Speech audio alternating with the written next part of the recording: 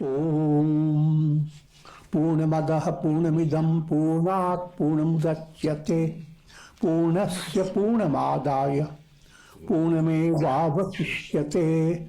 Om Shanti Shanti Shanti. Om Brahmanandam Paramasukhadam Kevalam Jnanamurtim Dvandvatitam Gagan Sadrisham Tattvamasya Laksham Ekam Nityam Vimalamachalam Sarvadhi Sakshi Bhutam Bhavatitam Trigunarahitam Sadgurum Tam Namami. Om. Adorations to Sadguru, who is Brahman, the giver of supreme bliss, embodiment of pure consciousness, one without a second, vast as the ether, infinite, eternal, beyond the three gunas and their modifications, the supreme preceptor. Yoga Vasistha, Upashama Prakarana, in section 68. And our topic is two types of attachment. Vandya, asakti, and bandhya asakti. Sounds similar.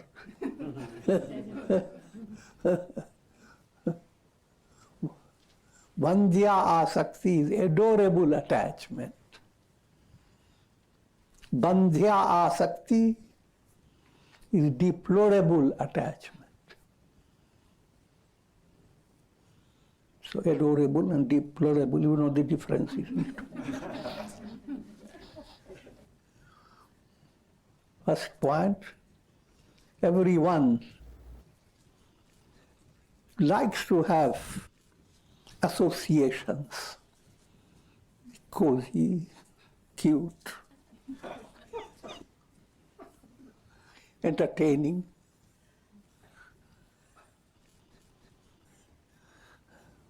But in that process, your mind has to understand the difference between that which degrades your mind, that which intensifies your moha, your delusional love. Delusional love is neither good for you nor good for the person whom you love. The old illustration of the bird that wouldn't let the hatchling fly because of love. That's delusional love. Adorable love is to discover divine rasa in acts of goodness. It is a kind of movement to satsanga. But you must understand, we are speaking of satsanga from a very advanced point of view. Every day you have opportunity for satsanga, both types of attachment. Satsanga gives you adorable attachment. But wrong association gives you deplorable attachment. Because there you get attached by wrong association, but it takes away your freedom. You have no confidence in yourself. Your happiness is defined by if someone comes on your birthday, celebrates with you, you are happy. If not, you are finished.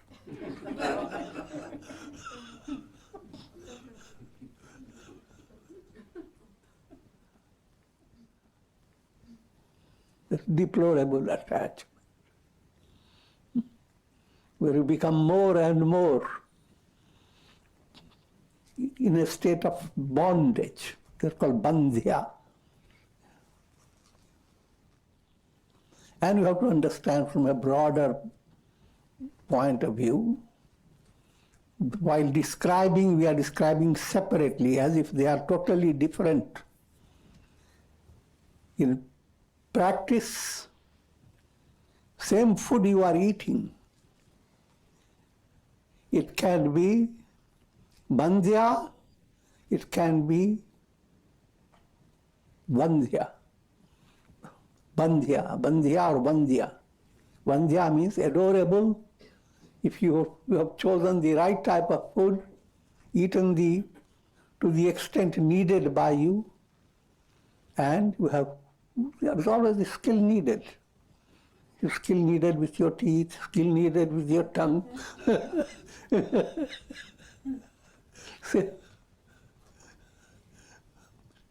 But same food, mind has been stirred up.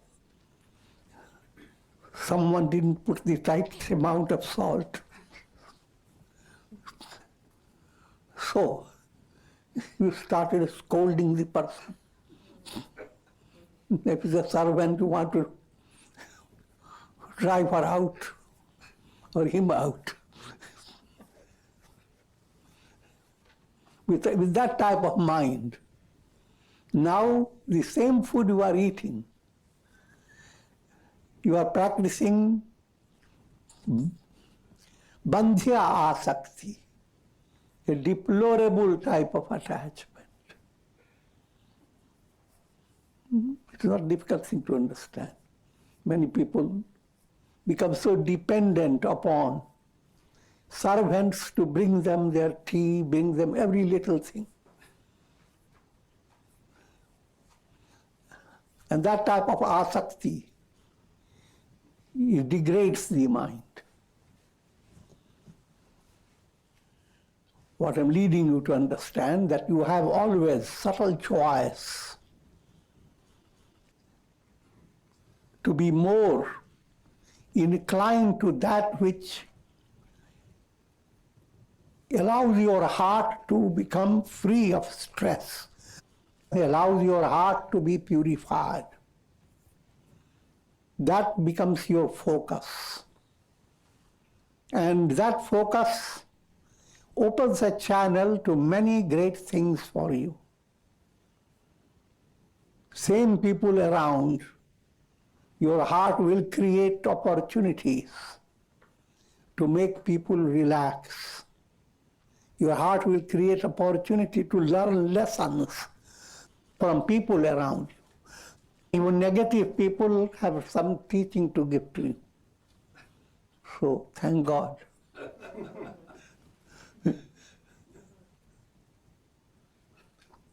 So,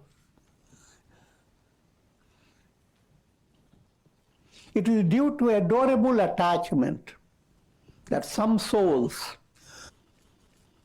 shine like the effulgent sun, illumining the horizons by their radiating wisdom. Led by this adorable attachment, souls rise to the state of cosmic consciousness and thus become free from the cycles of birth and death. Great gods who have attained their greatness due to the development of adorable attachment. It is adorable attachment that has been the secret behind all those who are glorious and great in this universe. Understand, adorable attachment. You allow your mind to enjoy peace. Now you are attached to all that helped you to have that peace. And as you begin to enjoy peace and internal fulfillment, satisfaction, you become like a blossom wafting fragrance. You cannot remain yourself happy without allowing many people around you to be happy. You cannot stay miserable without letting many people feel the garlic smell of misery. Nothing against garlic. Be good, do good. That's the subtle point, subtle mantra behind. Whatever makes you really good, automatically its relation between these two is supplement, complement. The more you are doing good to others, greater is your possibility of being good to yourself. The more you are good to yourself, you will be automatically elevating many people. So all those people who have developed divine virtues and who are saintly Mahatmas, very popular, very adored, they have followed adorable attachment. And high ultimate climax of adorable attachment is love of God. We're loving in every experience of love. Your mind understands that you are touching a ray of God. And that's not a big thing to understand. If you love yourself, but who is you? Your body? If you think you are body, loving yourself as a body, that becomes a deplorable type of love. Firstly, because it is backed up by ignorance. You can love your body day and night, but the body doesn't love you.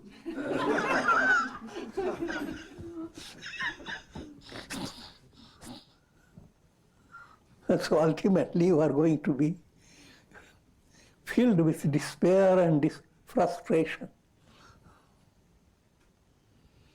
But even while loving the body, if you were to understand your body is God's gift to you, Deho Devalayo Prokto, it's a divine temple, and every attention you give to your body, it allows your mind to be free of stress and allows your mind to have opportunity for deeper and profounder experience. So with that type of attitude, your body becomes a basis of satsanga. Body becomes presents to you all Kundalini chakras, where will you get to go to get them? And all the divine beings relate themselves to your body. That's what when people do nyasa, the eyes relate to the sun god, mind to the moon god. And so different parts of the body are all related to gods.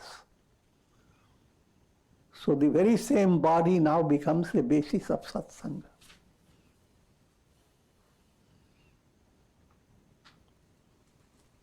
Adorable attachment. And in that attachment, you are not deluded by the idea that body will not be there. When you worship deities, you bring lots of beautiful fresh flowers, knowing that those fresh flowers will be thrown away next day.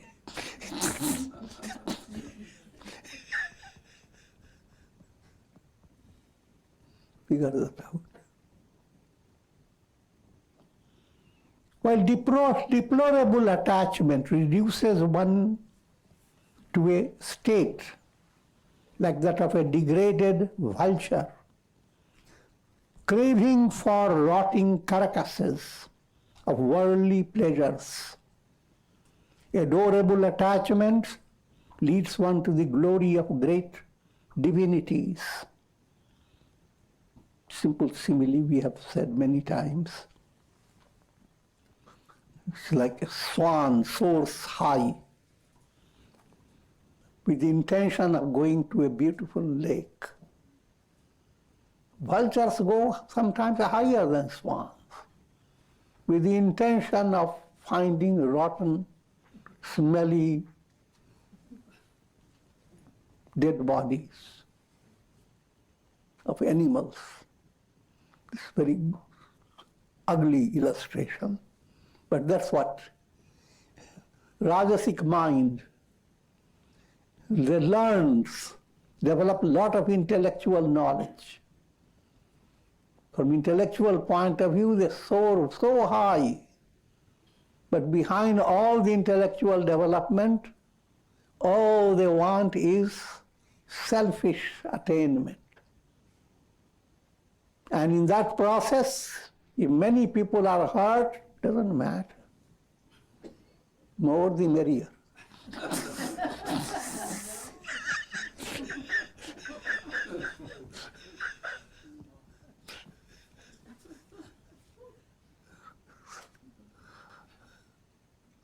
So flying high seems the same, but one is flying high, only stoop low.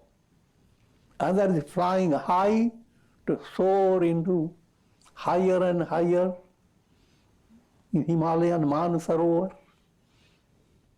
So one need to understand the difference between craving for pleasure and commanding the pleasure. Not, you don't even use the word pleasure, commanding happiness. Happiness is your essential nature. You don't need to demand it.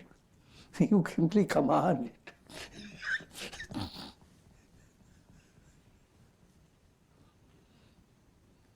Therefore, without doing anything, when you go to sleep, you are happiest. All stress moves away when you are in deep sleep. And you didn't do much. So that state is ever-present reality in your personality. Through spiritual sadhana, you can make it ever-present reality. You don't have to go to sleep physically, but your mind is open, relaxed. Your heart is free of stress. And you begin to enjoy that state without any effort. It becomes your nature. Numerous are the waves of the ocean. Numerous too are the grains of sand by the ocean shores. And even more numerous too are those souls that continue to whirl through the cycles of birth and death because of their deplorable attachment. Now, you are being given the extensive field presented to the mind, extensive field of the world process. How big is the world? Generally, human mind is always working for it. Are there planets inhabited by human beings? To earthly people, this is the only planet. With common sense, you must realize there are countless planets that will afford all that this earth planet affords. But again, all this type of speaking is kid stuff. What I'm leading to understand, don't count the waves of the ocean. Don't count the dust particles or the sand particles in a vast desert. That type of project will lead you nowhere. So if you want to know how many jivas are there, don't go after it. Yoga Vasistha later gives another simile. If you are in a room in an upper story building and you see a little crack through your window and you see a beam of light coming. Look again into that beam of light. Countless sand particles scintillate. Think of each sand particle as a world process, not even Earth planet, as an universe, as a cosmos. Now count how many are there. The answer is infinity. And if an entire planet became liberated, that doesn't mean that all are liberated.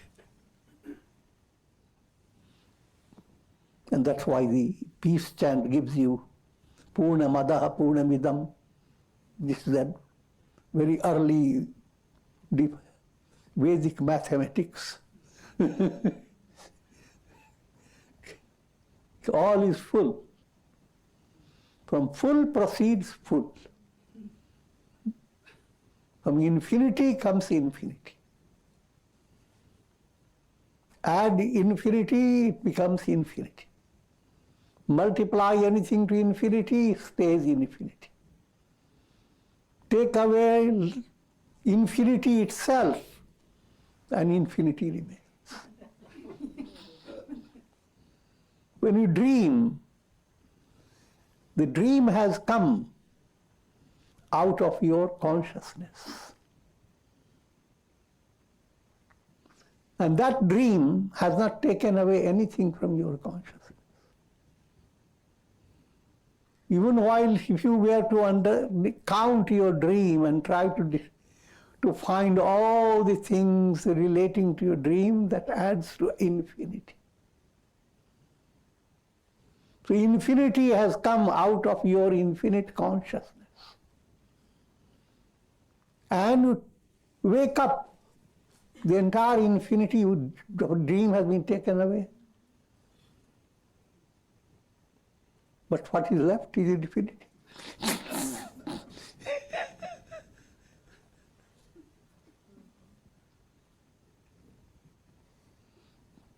We live in and through the mind. And that's where the big problem is. And mind and nervous system, they become like an iPad, a computer type of mystic mechanism. And one needs to become profoundly mature to understand the purpose behind all that is not to stay with your iPad, but to realize what you are beyond the iPad, beyond your nervous system. That beyond is the infinity self. Out that absolute self, all your mental computer has brought in a lot of Google program and capable of adding as well as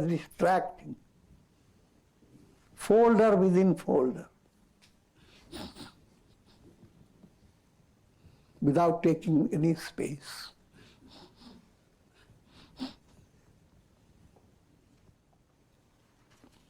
The mind that has developed attachment for the perishable objects of the world is like dry fuel, fit to be consumed in the fires of hell. If you are constantly depending upon the world to keep you happy, though day by day you see things changing, the world is perishable, hear the news of people dying, but all that doesn't impress the mind. You are counting how many things you have acquired.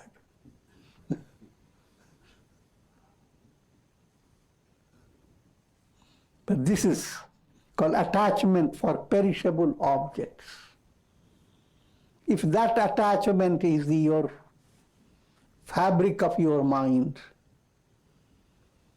you are now drawing all miseries of the world. Another simile, it becomes like a dry fuel, and the fire of misery blazes out of this fuel.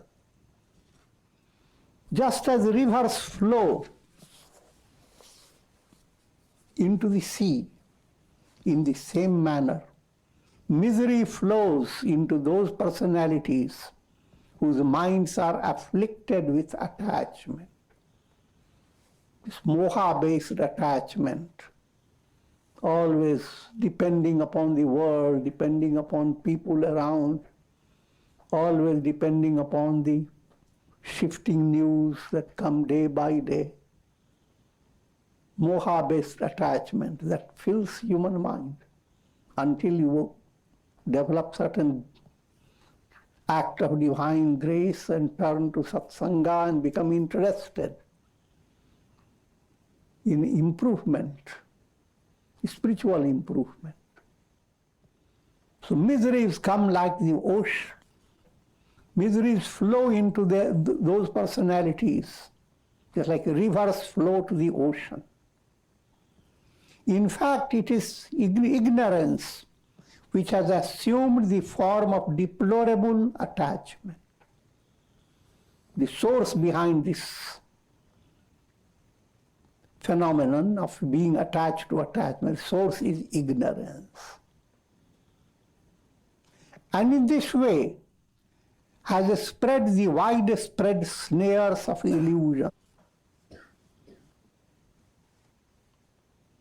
But just as rivers grow into mighty proportions during the rains, in the same manner, all the glorious virtues of the soul begin to swell to great proportions due to adorable attachment. If you are following the path that is leading you to be attached to God, and the process has many stages. If you become attached to being happy, attached to developing more sattva within yourself, attached to keep your daily life in a rhythmic sadhana process of integral yoga, all this is also attachment. But this is vandhya attachment, adorable. If you have that type of attachment, all good qualities, divine qualities will jump.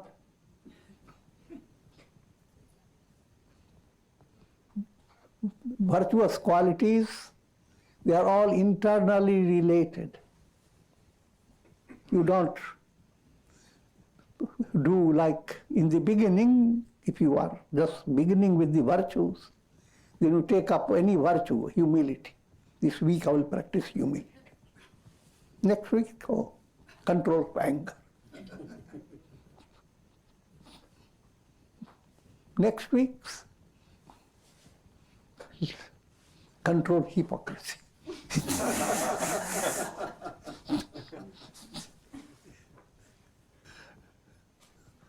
What I'm leading you to understand. If you practice one single virtue profoundly, all other virtues will come automatically. Just be very sincere, one sincerity. Develop humility. Just come to a state of having no anger, no longer.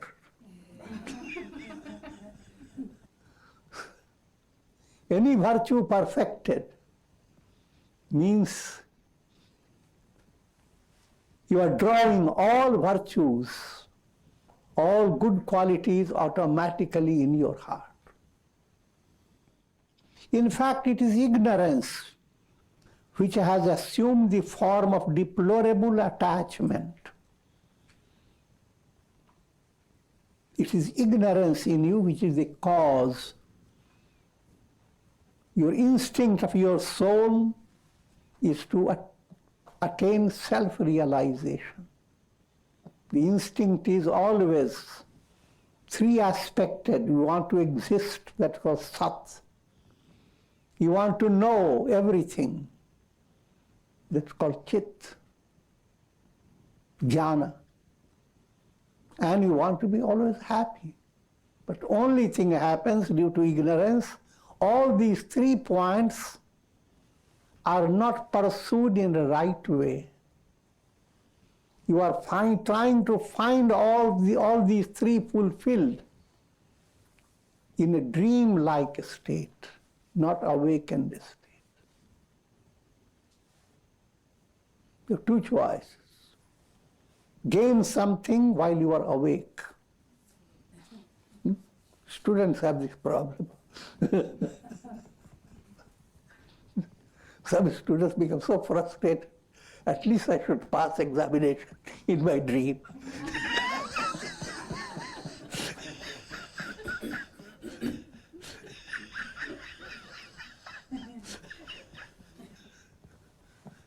So, put it in the same way, at least I should become liberated in my dream.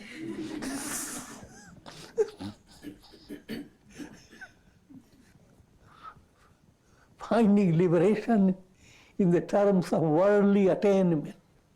That's what trying to be liberated in your dream. Following the right paths of integral yoga in daily life, you become liberated, not in dream, but it's a direct revelation of the self. Absolute awakening. O Rama, worldly attachment abiding in the mind is like a burning fire, consuming all bodies by subjecting them to untold misery. This is pointing to what we call tapas. Literally, tapas mean like fevers, fires, threefold fires. Constantly torture every soul. And what are those? Fires coming from your body and mind. That's a subjective trouble. Fires coming from people around you, animals, birds, the world around you. That's called objective. First one is known as adhyatmic. The second one called adibhautik. And then act of God, adidevik. These are the fires. If you stay with deplorable attachment, then these fires will become more and more prominent, harassing you all the time. If you follow adorable attachment, these fires begin to subside. And they take the shape of tapas. Instead of tapa, you become tapas. You endure it. You become patient. You become persistent. You do the same thing again and again. And that's called austerity. So you are not harassed by tapas, because you have outfoxed the tapas by your austerities.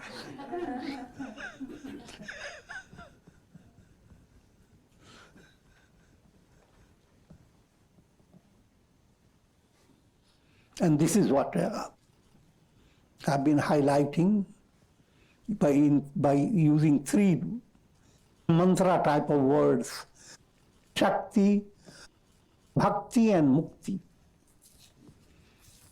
If you do your sadhana persistently, you are gaining Shakti, internal spiritual strength. If you have that strength, then the tapas will create misery, but instead of misery, that strength will allow you to wait, watch, and find an antidote.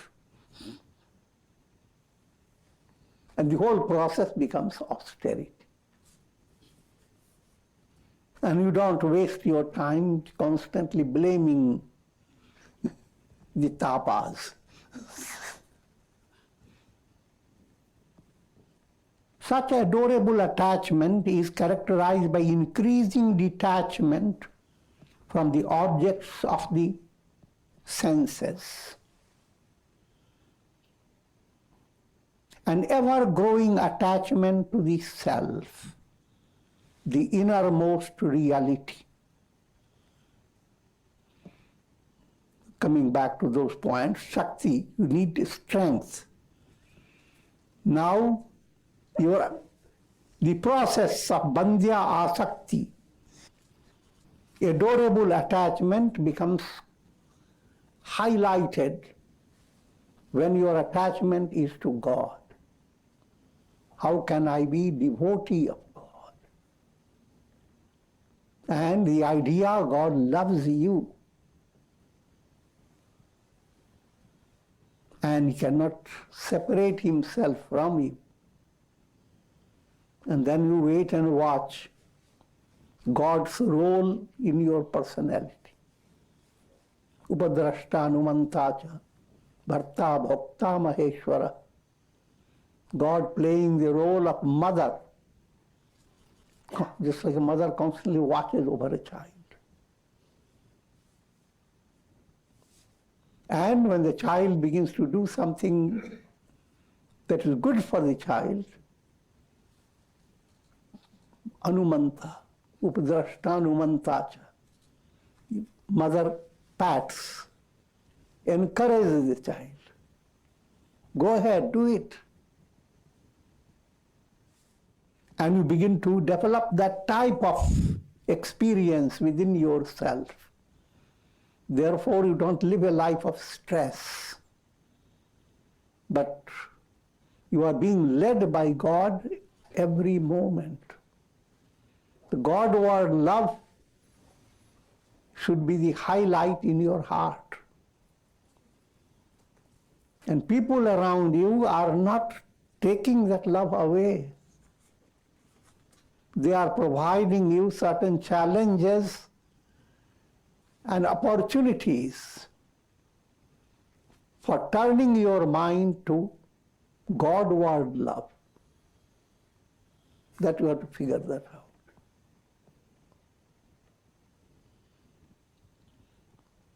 So if Shakti has developed and you are moving with Bhakti, the Bandhya Asakti has three stages: Shakti stage, Bhakti stage, and then Mukti stage. You become liberated. Asakti has three fingers.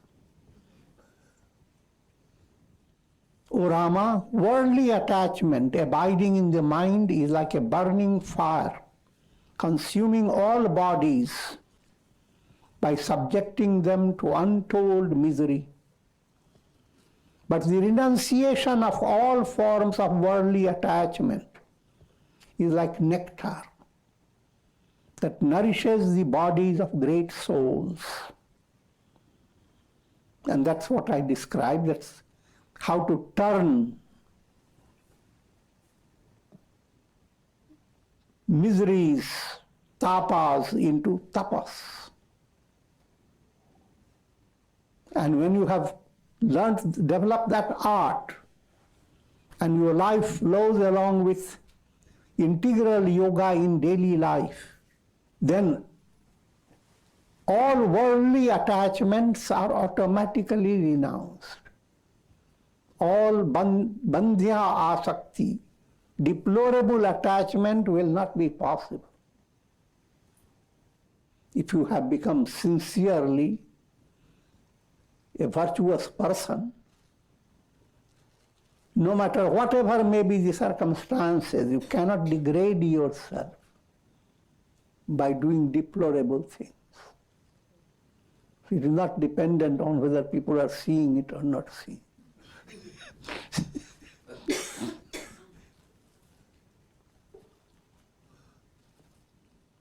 Renunciation of all forms of worldly attachment is like nectar. Moha-based attachment gives Vishaya ras. Vishaya ras, pleasures of the senses. But that pleasure is called Vishaya, wish, poison. Because in that ras, you are intensifying mortality, an illusion that you are a mortal personality. But when you have developed Vandhya, adorable attachment, a Godward rasa, not Vishaya ras, Satsanga ras. When you have developed that type of rasa, then all worldly attachments move away. You become like the sky. The sky is with all the clouds, but it is detached. Sky has no problem with clouds. It doesn't strike on its head, oh, how many clouds have come in, what can I do?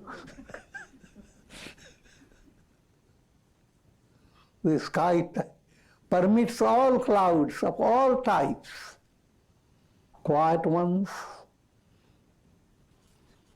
thundering ones, all types, and the sky remains untouched, unscratched. That is your real state, and that's what you need to promote it while you are still alive. And if mind has been directed in that, bravo, you have lived your life in the most profound way. And also you should understand that world process is constantly a changing process. Every soul is essentially Brahman. So nowhere in no condition, pleasant or painful, the soul can stay forever. Soul has to discover, I am Brahman. That's the ultimate destiny that nobody can turn away from. Having attained intuitional knowledge as a result of divine attachment, so it's divine attachment, bhakti allows jnana to become absolute, intuitional knowledge. Your intellectual knowledge goes into transformation. Intellectual knowledge keeps you like in a caterpillar stage.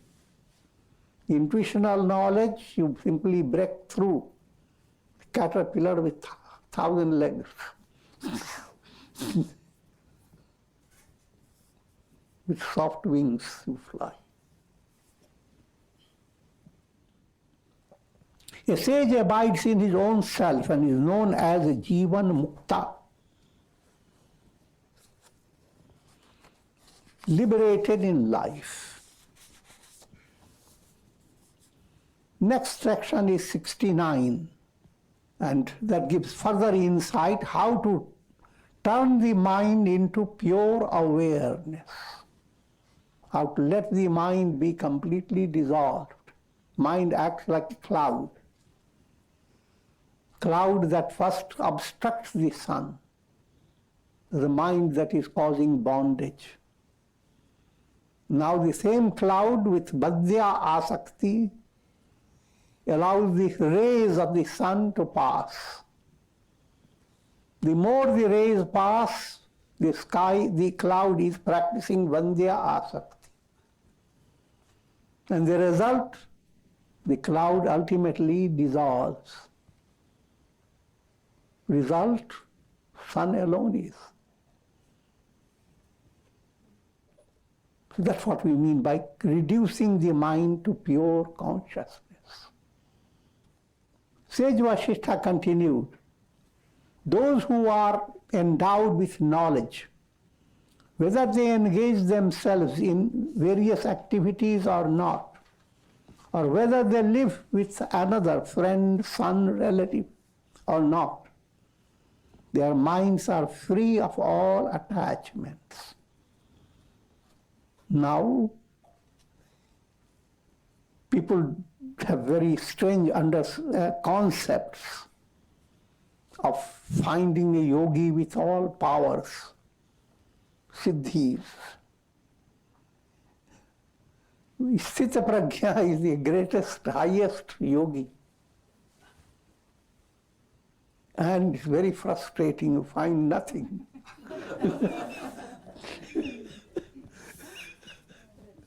Nothing extraordinary. He's not interested in any magic show. Push his hand like that, and a necklace comes in his fingers.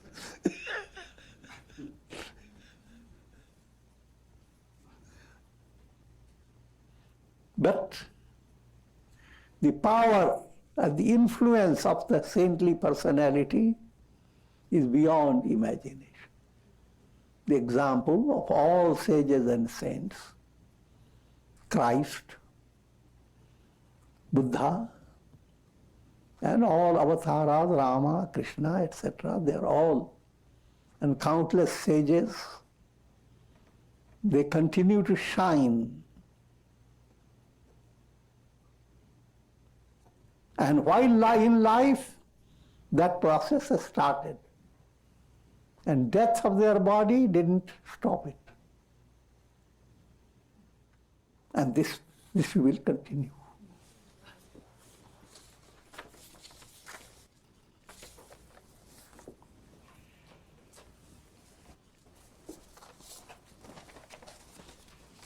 Om. And prayer for health, long life, peace, prosperity and enlightenment for all of you, for the whole world. Om Trayambakam Yajamahe Sugandhim Pushti Vardhanam Urvarukum Bandhanan Mrityor Mukshyamamritat Om Sarve Bhavantu Sukhina Sarve Santu Niramaya Sarve Bhadrani Pashyantu Ma Kashchid Dukha Bhag Bhavet Om Shanti, Shanti, Shanti.